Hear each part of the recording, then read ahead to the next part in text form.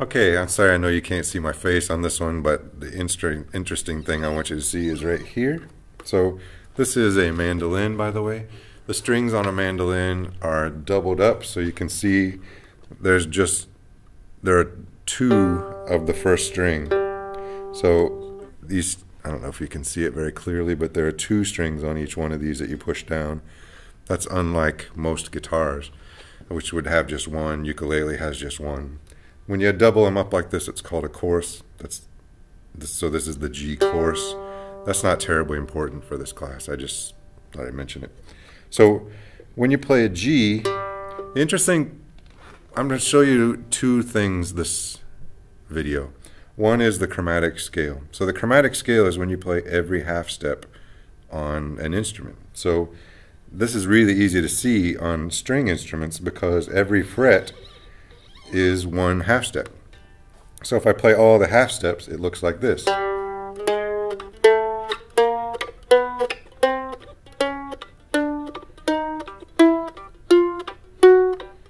And when I've played 12 different notes, the next note is going to be an octave. That's a low G, that's a high G.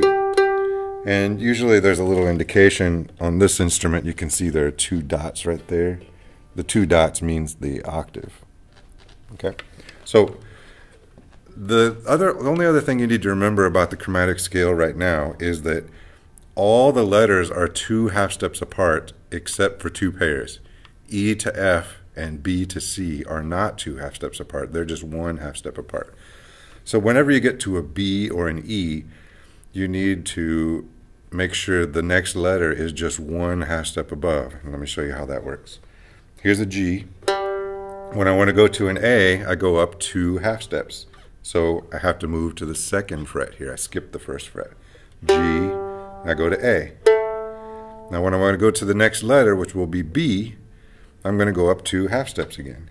But now because B and C is a pairing that is only a half step instead of a whole step, from B to C, I have to go to the very next fret. There is no note in between B and C. If I go from G to A, there is a note in between there. That note is F sharp or G flat. G, A, B, C, right next to each other, B and C. Now I go to D, then I go to E, and now E and F is the other pairing where there's a half step. So there's no note between E and F. E goes straight to F. And then I do another whole step from F to G, and I'm back up to the octave. So all my letters here are G, A, B, C, D, E, F, and G.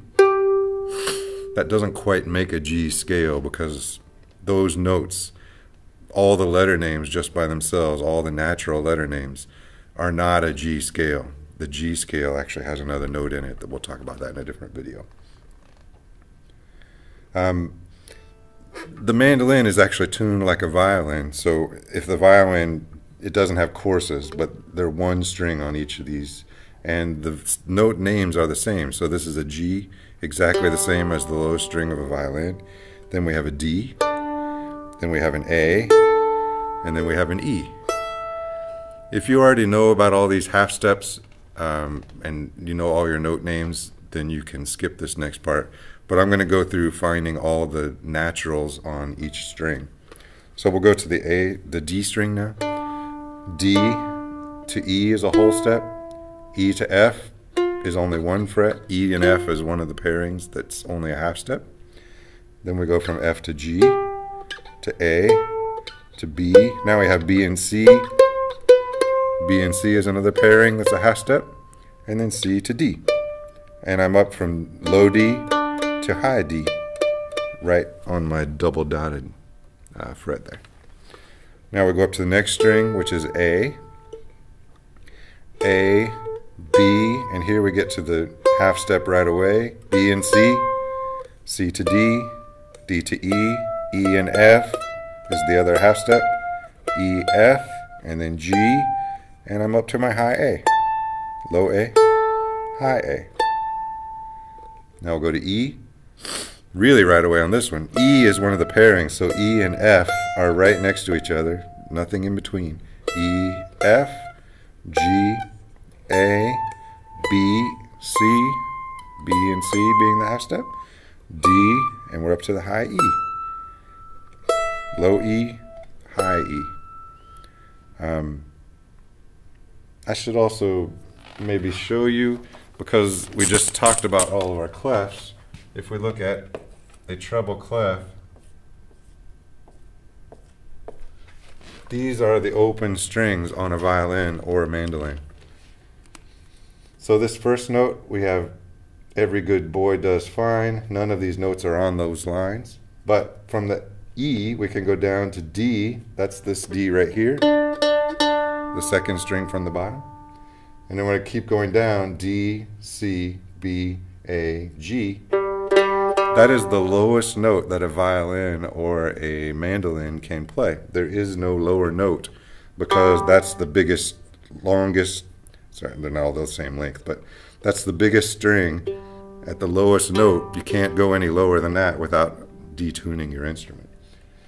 So we use the treble clef for violin and for mandolin because you never have to go down deep into the bass clef. That's as low as you're ever going to go.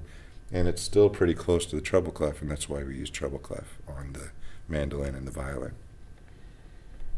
An interesting point too, this is an E, the top E. This is my top string open. If I go up here, this is another E. I can just count F, G, A, B, C, D, E. I hope I didn't cover that up with my shoulder there.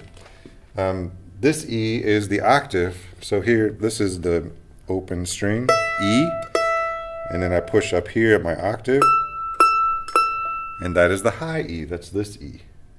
So you can see that's pretty close to the top. There are a few more notes up here.